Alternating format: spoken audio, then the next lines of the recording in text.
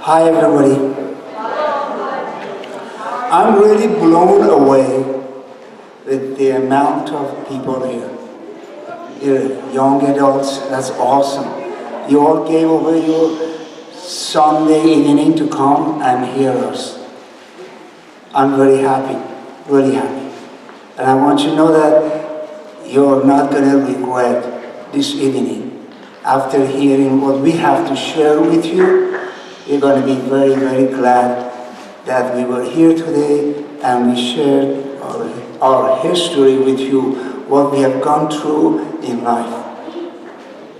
I'm saying that because most of you, I would say all of you, haven't gone through what we have gone through. So I'd like to ask you all, when we start, do your best to have less talk amongst yourself, or getting up, going to bathrooms. If you need to do that, you probably could do it now. Because I really don't think you should miss any of what our people, these three people and myself, have to share with you. You may not relate so much about what I have to say because I'm an old man, I acknowledge that. It's been a long, long time since I was off from the right track of life, maybe 34 years. But these folks here, just barely. You know what, I expect quietness. Deborah, can we get everyone to stop talking? And if you cannot not talk, you're welcome to leave. If you stay in here, I need your respect for our guys. They want to share some things really intimate, really personal. And they're doing this because they don't want you to go through what they have gone through. Many people who go and take on the path that we have taken on in the past, they don't make it back. Honest, they don't make it back. Many of them right now are 6 foot under, and some are on the way there. And we are here to see if you can be a light in this darkness, in this really distorted path that some people take on without realizing that's what they're doing. So we are here to be of service, to give you the message that you want to probably really pay attention and listen so that you don't have to experience what we have experienced. We're the lucky one, I admit that. We are the lucky one, blessed. Some people call us blessed. We have a friend named Theodore Schneider. He's a black American. Hopefully he'll show up here. And he was a hardcore gangbanger, and really most of South Central Los Angeles were afraid of him. Today he has 30 years sober from drugs, from all kinds of drugs, you name it, heroin, cocaine, alcohol, and so on. And he calls himself blessed human being because he's been able to not touch any drugs and alcohol for 30 years. And he's one of the very few, like us, that has been really blessed, or lucky if you may say, because many of his partners are dead, literally dead. I myself have 34 years 3 months and a half of complete abstinence. Yeah, thank you. Thank you. Yeah, good for me, you're right, good for me. What is it? Oh, thank you. I am 33 years, late age of 33 years, I'm almost 34, July I'll be, no, 30, wait, what am I talking about? I got nervous, I guess. I am 63 years and 10 months. I do. I am almost 64 years old, and I have 34 years of sobriety. But I am also like Theodore Schneider. He's on the way. You guys gonna see him. If he comes, I will get up and have him sit, or maybe he can sit next to me. Big, huge black American, and he really believes he's blessed for 30 years of sobriety. I'm blessed for 34 years of sobriety. And I want you to know, both of us have something in common.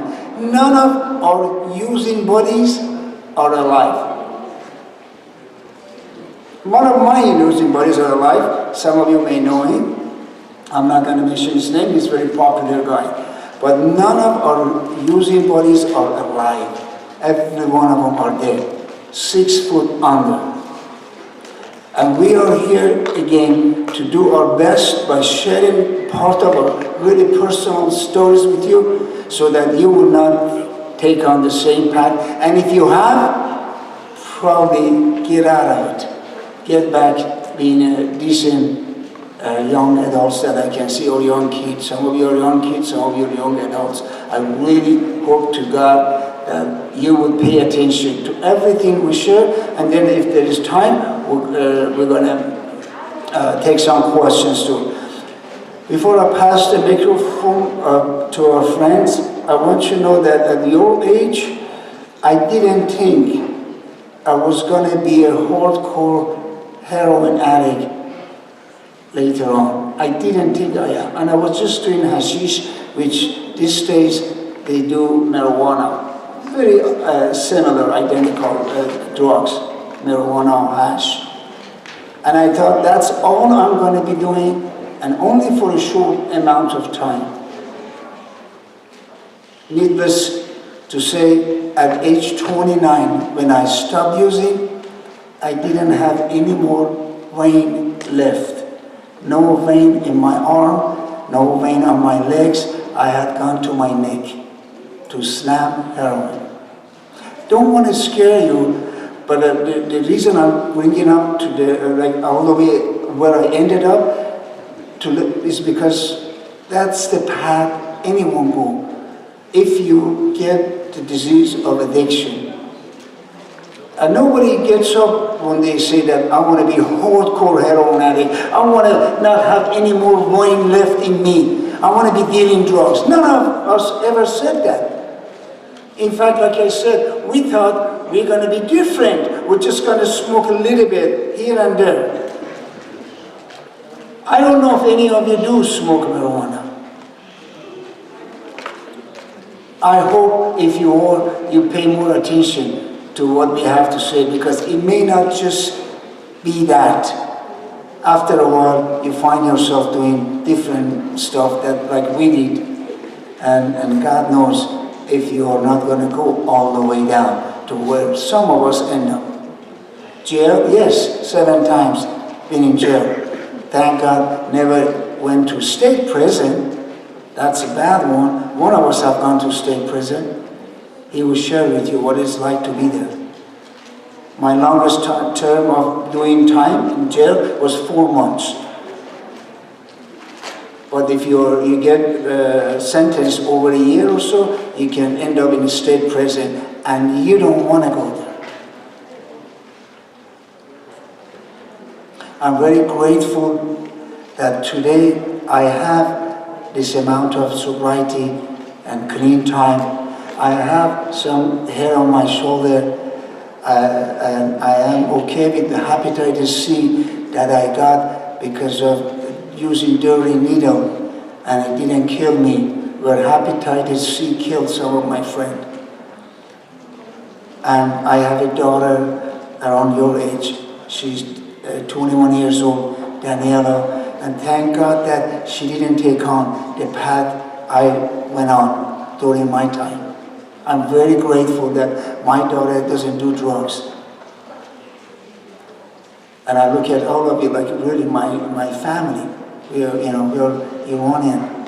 We need to be there as a voice of recovery for one another. That's what we're doing here, to give you the message of recovery and tell you that you don't have to go where we went, because you may not come back alive or in one piece, as they say.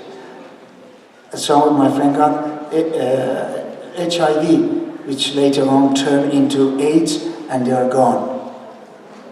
I am a drug and alcohol counselor for the last 30 years of my 34 years of sobriety, and I probably have gone to say the least 50 Iranian and couple hundred Americans of my own patients, their burial ceremony, as they were putting them 6 feet under. And I'm really not exaggerating. So we are here to see if we can prevent that in our own community. And good 30 or 40% of the numbers that I gave you were Iranians. Yes, Iranian brothers and sisters that they are 6 feet under. So that's the mission we have. We are soldiers of recovery. We go everywhere and talk about our lives so that we can touch life of others. I'm going to pass the microphone.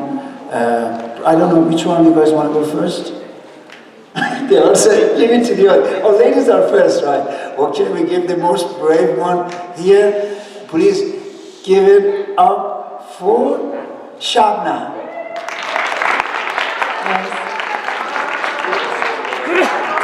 Alright guys, hi, my name is Shabna.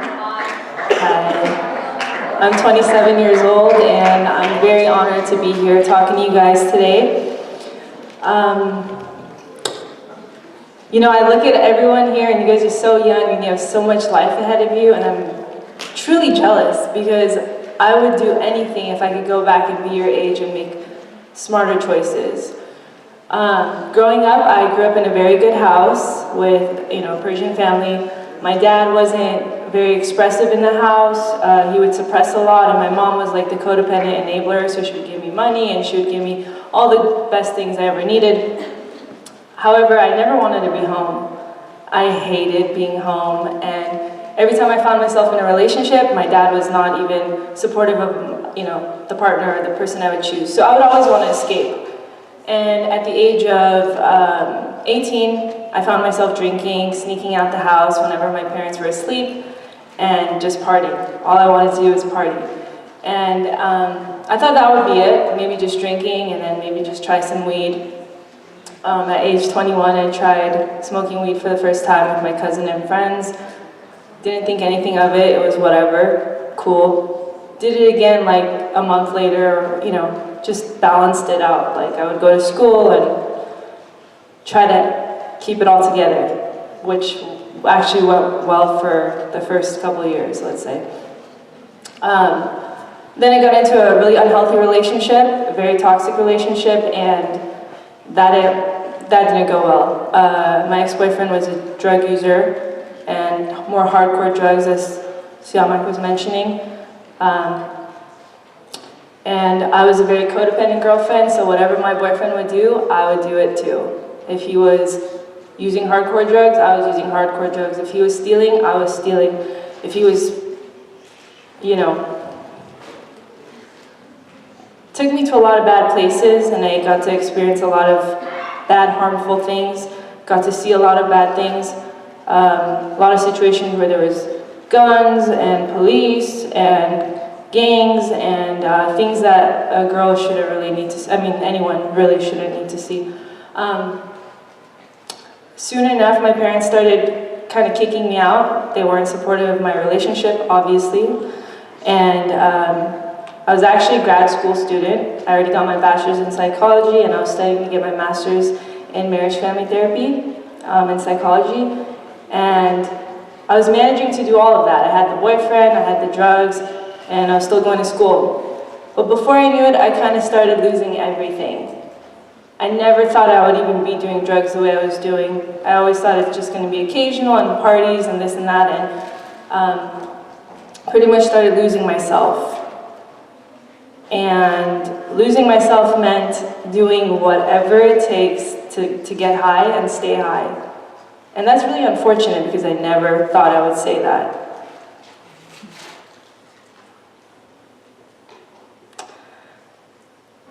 But luckily, after a few experiences, my parents started getting help and seeking Al-Anon and seeing, my brother would even try to tell me always, he was really supportive of me, he always tried to tell me not to have bad friends, not to do these things, and I just kind of sold my whole family out to everything. I just wanted to get high and I didn't care about anything else at that point. And eventually when my parents started seeking help, that's when they kind of started putting their foot down, and they told me I either get out of the house or I go seek some help, and that's what I did. I chose to seek help, and it was about 10 months ago that I came to a rehab, and I'm currently in Transforming Life Center, and it's been spectacular. I can't even explain how many things have changed in my life, and I'm doing much better, and I'm continuing to finish my master's degree. I no longer talk to my ex-boyfriend. I no longer have any bad friends or bad influences around me. I choose to only be around good people and people who are trying to better themselves and better their lives. And I'm so grateful to be here today and to have 10 months clean and sober, no alcohol, no drugs.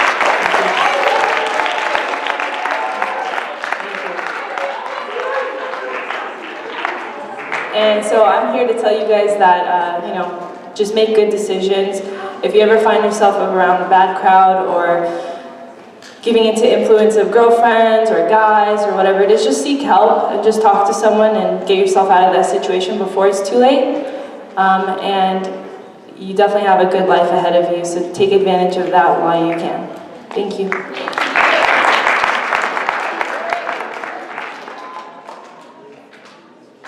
All right, my name is Michael. Hi, Michael.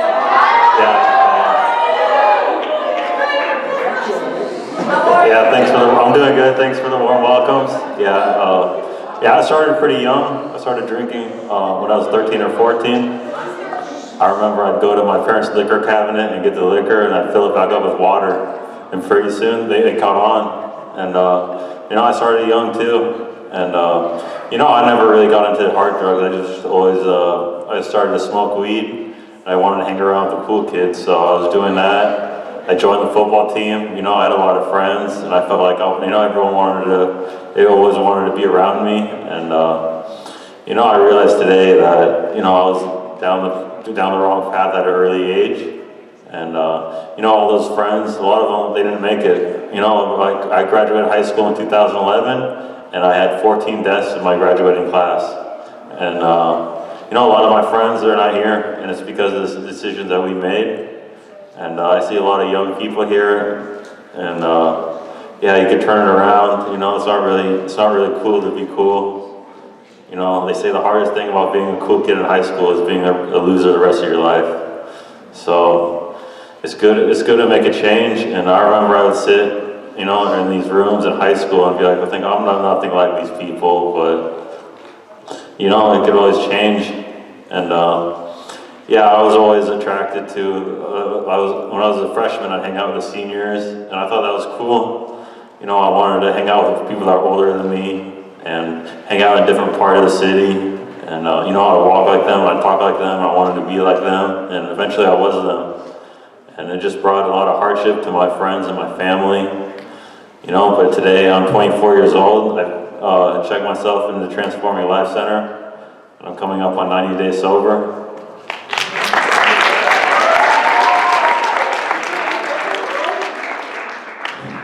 So it definitely pays to be sober, and there's a lot of promises in life that you don't see. In high school, I was never really motivated. I just knew.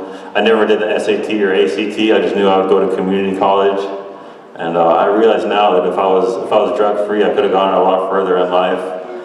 And my name's Michael.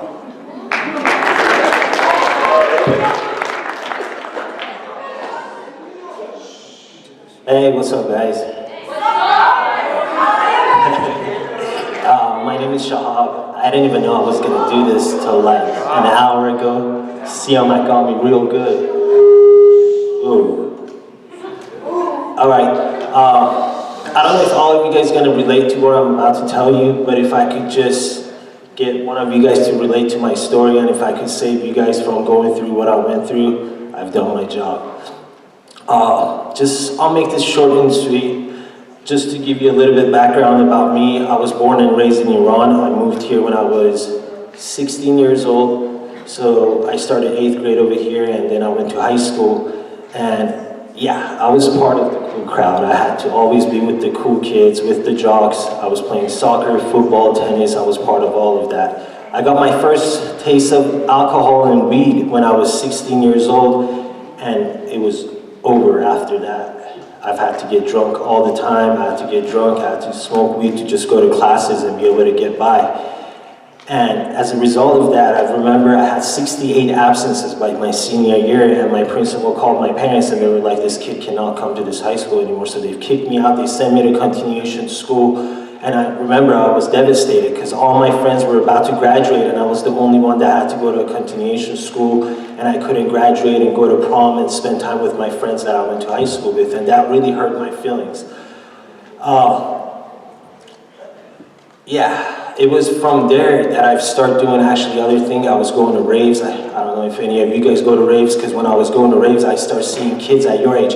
By the way, how old are you guys? 14 to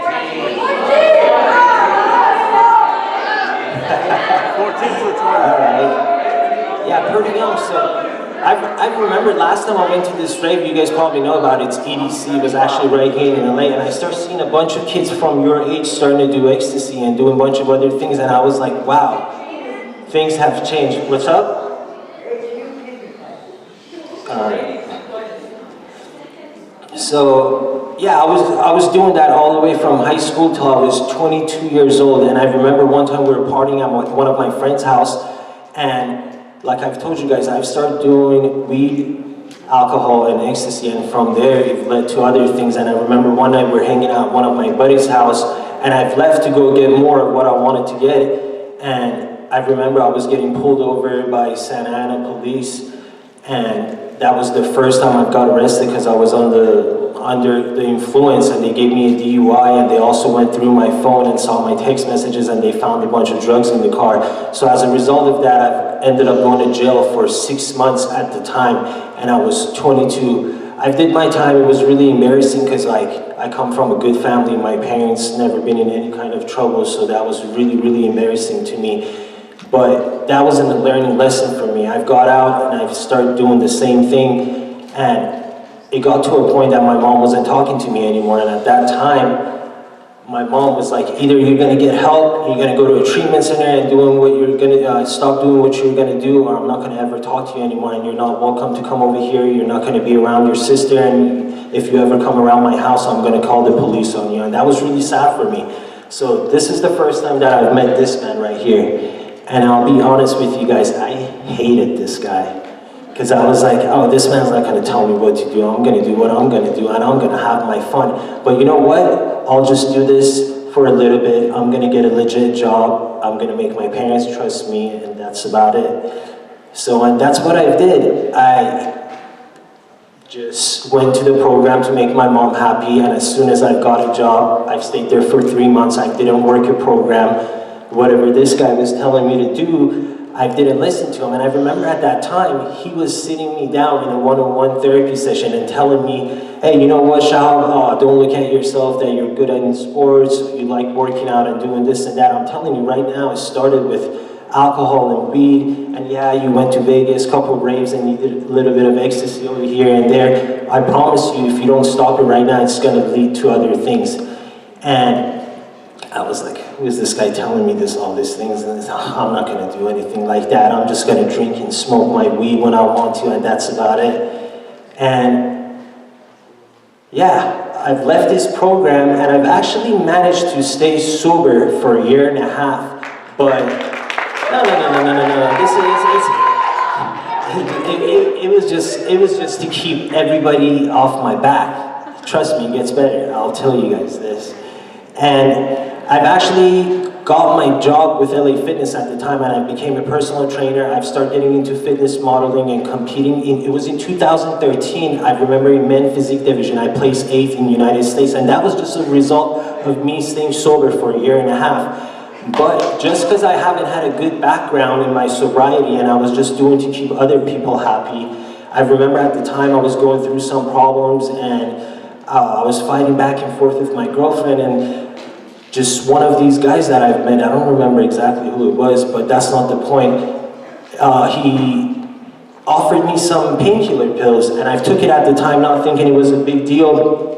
But I found myself a couple months down the line that I'm getting addicted to these painkillers, and when I couldn't find it, I've turned into heroin. That's when my world went upside down and everything changed for me. From me being a sponsored professional athlete, everything went down the drain. I was 25 years old when I started. By 28, I've managed to lose my contract, I've lost my sponsorship, I've lost my job, my girlfriend didn't want to be around me, I isolated myself from my whole family, and I remember I was just looking to get my next fix. And as a result of that, I've got in trouble with the law again. I've got caught with a lot of drugs on me, and I've went to jail one more time again, and this time they're telling me that I'm looking at 7 years in state prison. After 10 months of fighting it in the hole, because I've ended up getting into a fight with a couple of people, jail's not a nice place. You guys don't want to go there, trust me, take it from me. And after I fought my case for 10 months, that was the best deal. They told me that I have to do 3 years. So I took the deal, and I remember I was so crushed, and I thought I wasn't gonna make it. There was just all these type of people that you gotta deal with, and I was like, wow, I gotta stay over here for 3 years, and they're not gonna even keep me in jail. I gotta go to state prison, and in state prison, it's not like your regular jail. You're gonna be dealing with all kind of people, and some of these people, they're never going home. That's their home for life. So just imagine what kind of environment you're in. I was getting drunk at the beginning when I was in there and doing whatever that was coming in just to like deal with my emotion. But at one point, I remember I've got into a fight when I was drunk, and they've sent me to the hole. And what the hole is, for those of you that don't know, they put you in a room all by yourself. They throw a couple sack lunches in there just so you eat and you don't die. They take you out every 2 days to take a 10-minute shower, and that's about it.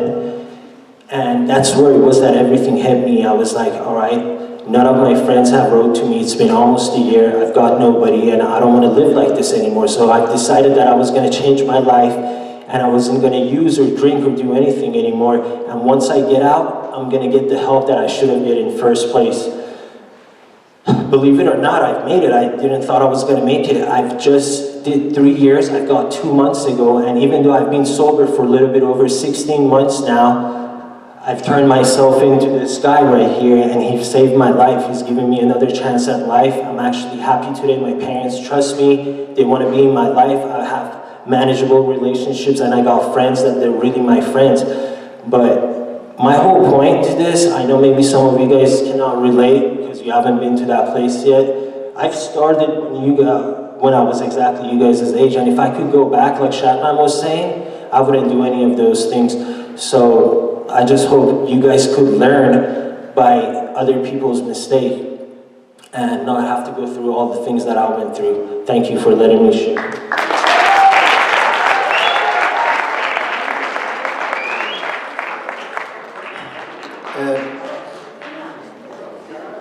I hope you guys got some messages, some of the messages that may save you. And if you didn't, I hope you get it before it's too late. You know, we come and share our lives, very, very deep secrets and personal stuff. Perhaps we can make a difference. And it's interesting to see some of you guys, some, very few, are still on your phone. I still think that Snapchat or Facebook, whatever it is more important than getting a message that may alter your life. But I want you to know that I've been there and done that. There were people in my life, they tried to wake me up when I was just doing marijuana, hash, alcohol, told me that, hey, hear us out.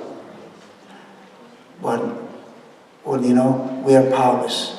We are here to give the message, and I know, as Shahab said, 1 or 2 of you got it, that's it. We served our purpose, we got the job done. At this point, I believe we have to, I don't know if, Deborah, you want us to get up and stop down, or you want us to just sit here, or you want us to dance, or what would you like us to do here?